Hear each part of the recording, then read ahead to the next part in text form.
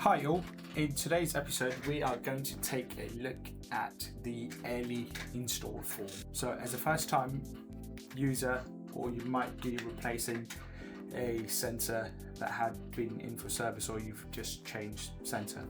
So if you purchase your early sensor and it's the first time installing the sensor, we're going to select first installation, and in the form we are just going to fill in all of the details that is required, and hopefully at the end we're going to press submit and we should receive an email from the support line with our installation ID number, which we will then use on SvenNet to create a project and essentially set up our project.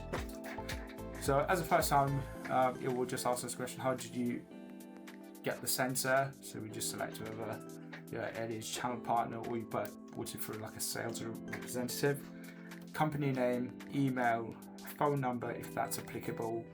The sensor ID is the serial number of your sensor, and it has a map, and you're going to select on the map basically where the sensor is currently placed. So ours is just down here, so I'm just going to drop a pin and I'm going to enter the address details, so whichever site you've got that early installed.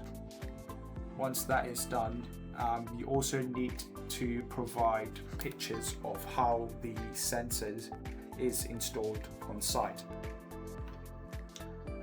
and in there you'll have a little upload where you can upload pictures of the sensor, of how it's been placed, or if you're currently on site and you are installing the sensor, you can do this directly through your phone and just take a photo of how the sensor is mounted and submit this form.